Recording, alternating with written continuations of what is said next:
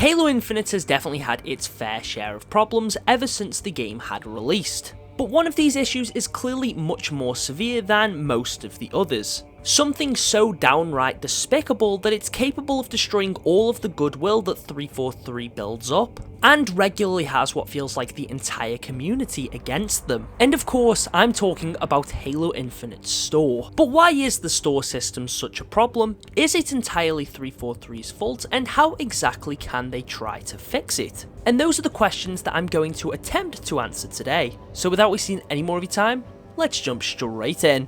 Now, in regard to the game having a store and the prices of that store, I do believe that Microsoft are of equal, if not more severe fault than 343 themselves.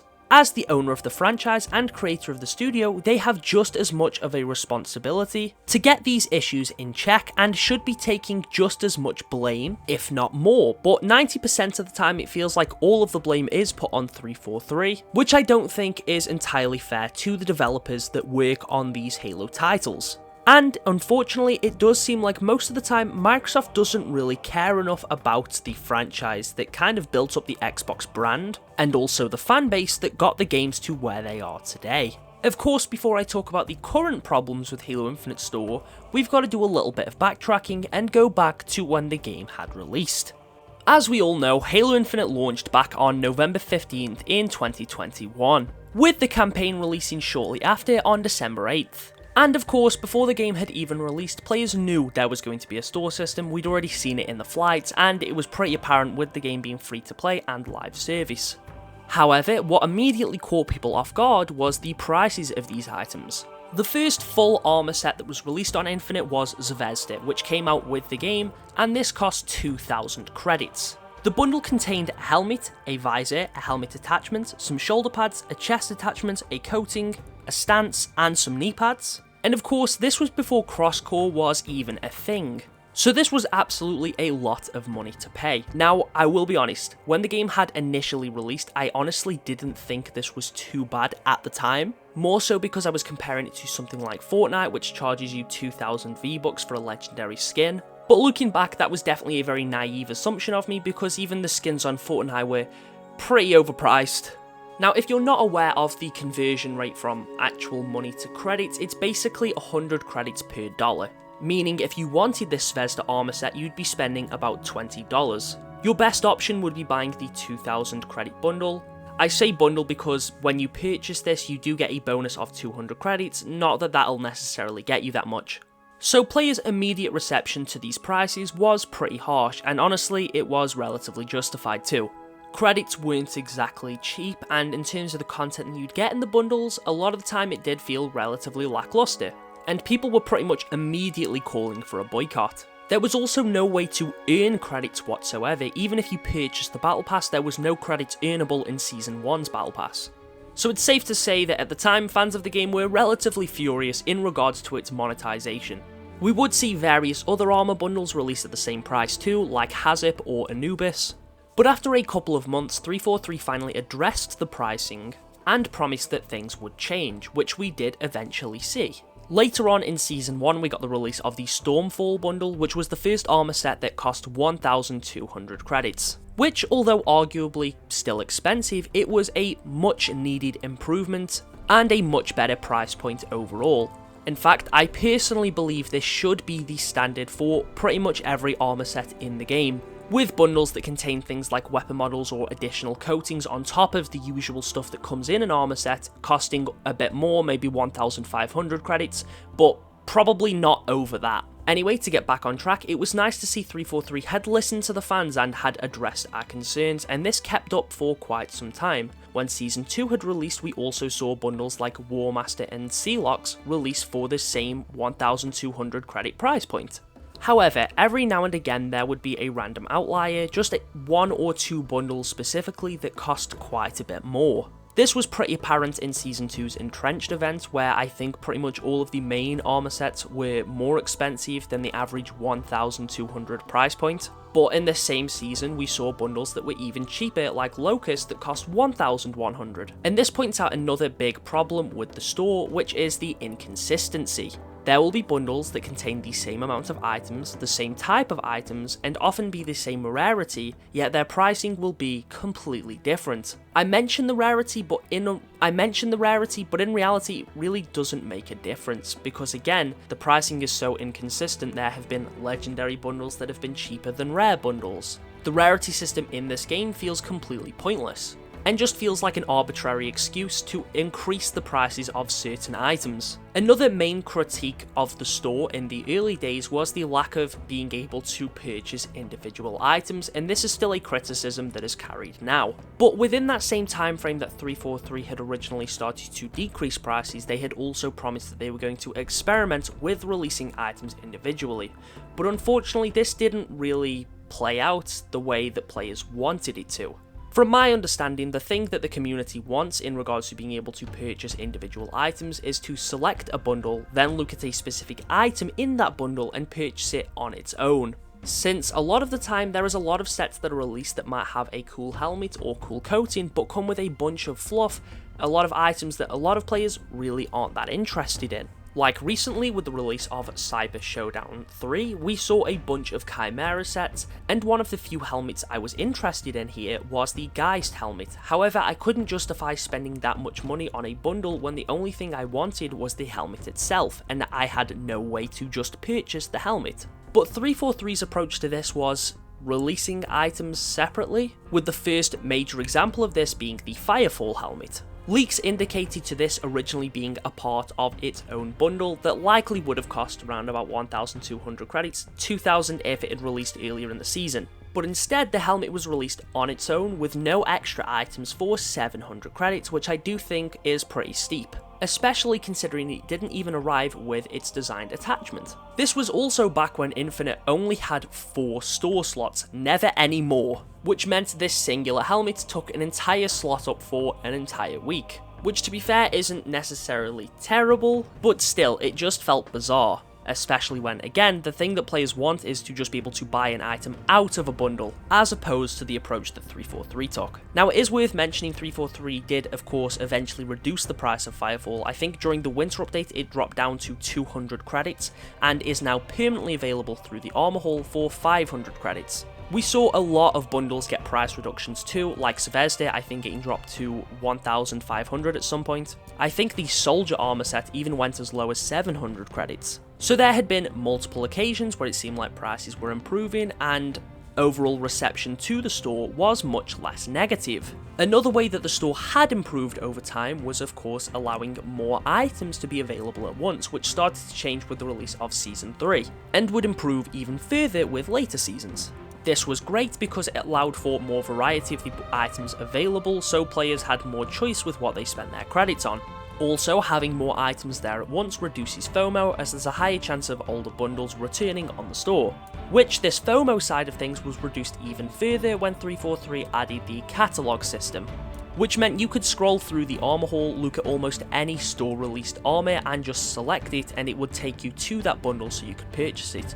For some reason there is still a few sets that are vaulted, with no real explanation as to why, but the vast majority of bundles are just permanently available for players to buy, which I think is a good thing because again, it reduces FOMO, something that is quite a plague to almost every live service title. So 343 had begun to improve the store in a lot of various ways, although there was definitely some criticisms that still hadn't been addressed, like being able to purchase things individually. But things seemed to change with the release of Season 5. As the developers finally started to make more progress in regards to cross-core and players started to gain access to certain cross-core coatings and helmets, prices took a sudden increase. And this applied both to new bundles and even some older ones too. This information was not communicated with players, this is not something we were told about in advance. And I personally believe this is absolutely the type of thing that should be told to the player base. Obviously it didn't take fans long to notice, and the increase in prices would later be acknowledged by 343, with the reasoning being cross-core.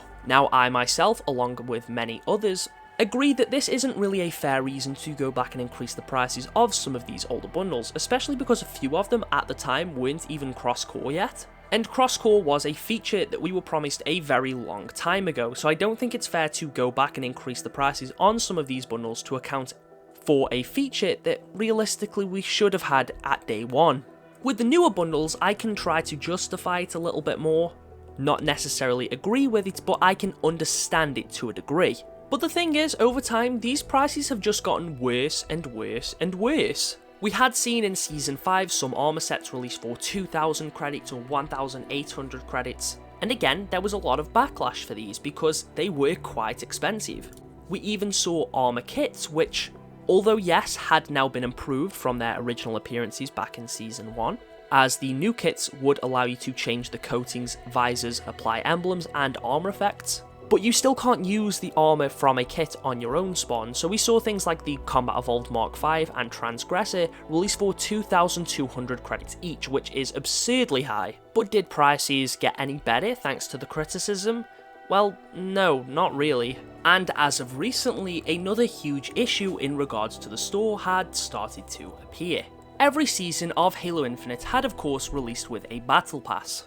The game of course having 5 seasons, which means we have 5 passes, with the addition of the free 30 tier 1 that we saw in the winter update, which luckily is still completely free. But with the release of Content Update 29, 343 decided to change their approach. Battle passes are now a thing of the past, with them putting more focus on the recently revealed Operation passes. These aren't entirely new as they were introduced in Season 5, but I'm going to speak more about Operations in a bit more detail later on. The lack of a battle pass meant that we'd be seeing much more armor released in the store that likely would have originally been a part of a new 100 tier or 50 tier pass. I say 50 tier because Season 5 decided to drop it down from the regular 100 tiers to just 50. And honestly, we should have seen the signs back then. Each battle pass itself has only cost 1,000 credits, which equates to about $10, which is pretty standard across every live service title.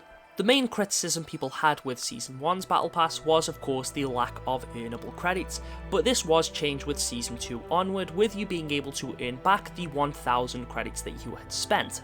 Which means if you were smart with the credits you'd earn, you could essentially just buy one battle pass and earn the rest for free.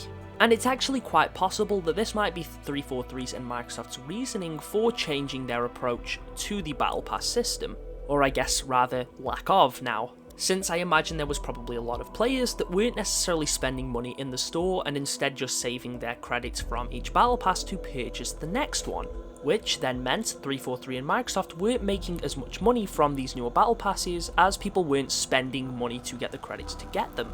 Of course, this isn't something that has been stated by 343 and is merely pure speculation, but it wouldn't entirely surprise me if they have dropped battle passes because they weren't as profitable, and if this is the case, that is extremely disappointing. This now meant that players had much less to earn, and a lot of cosmetics that likely would have been in a new battle pass were now relegated to the store. With Content Update 29, we also saw the release of the Spirit of Fire event, and along with it, a ton of store bundles based around the Mark IV armor core. The core itself is free, which is great. It's one of the best sets of armor in the game and you don't need to spend a penny to get it. But the fact that if you wanted any additional armor for it would require you to really make a few dents in your wallet is quite disappointing, when there was clearly enough there for a full 100 tier battle pass, or at least a 50 tier one.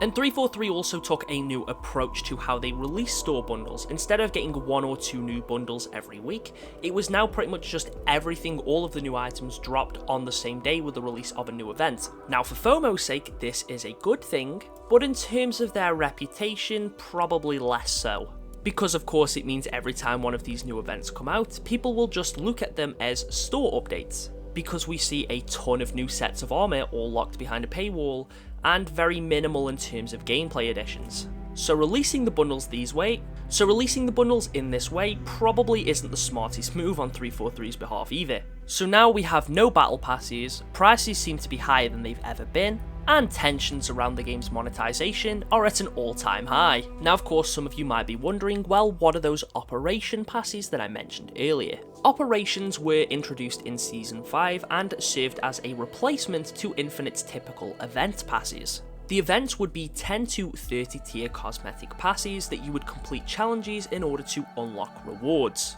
with each event challenge unlocking you the next tier on the event pass. These had also seen quite a few changes over time.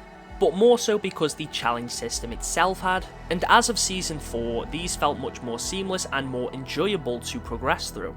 However, the system completely changed with Season 5 as they were instead replaced with operations, which functioned less like an event pass and more like a miniature battle pass. The first of these was combined arms. This provided players with a ton of double XP boosts, a ton of emblems, and a backdrop, alongside an armor set for the Rakshasa core. Now, these operations are of course completely free, which is cool. But of course, when scrolling through, you will notice a lot of cosmetics that most players now regard as filler items. These of course being things like emblems, backdrops, and XP boosts. Most players don't mind having emblems in these passes, but it more so stems down to the quantity of them. Each one of these 20 tier operations has had pretty much the same quantity of these items. And again, despite there being a lot of criticism towards it, they show no signs of changing, as we've just had our 5th one of these operations being Yappening 2, and again you get a ton of emblems, a backdrop, quite a few XP boosts, and just one set of armor. But there is literally no reason that these passes can't contain more than they already do, because we've seen it in the past with the first 2 Fracture events. Both Tenrai 1 and the Entrenched event were 30 tier Fracture event passes. Now, Tenrai 1 definitely didn't seem that great when it first released, as more than half of it was made up of a bunch of XP grants and boosts, with there barely being any cosmetics that you actually earn. But after a bit of criticism from fans, this was later changed to include a second armor set, and a lot of the XP boosts were taken out in place of it, which meant you would unlock 2 coatings, 2 helmets, a helmet attachment for both of those helmets, 2 sets of shoulder pads, a set of knee pads, and more. And Entrenched was pretty similar. It didn't allow you to unlock a second helmet, but you would get an attachment for the base one alongside unlocking the Kerberos helmet and the attachment for that too. It also contained multiple sets of shoulders, multiple chest attachments, and multiple coatings. So when you look at these current operations in comparison, alongside the lack of battle passes and the sheer quantity of cosmetics being released in the store when an event releases, I personally see no reason that 343 can't make these a bit longer, maybe roughly 30 tiers, or take out a couple of the emblems in favour of some more preferable cosmetics, like an extra helmet or set of shoulder pads, or even just some other stuff like a stance, since we haven't had a new stance since the last event of Season 4. The operations are free, so as far as free cosmetics go, the stuff you get is pretty decent, but they're only free for a limited time.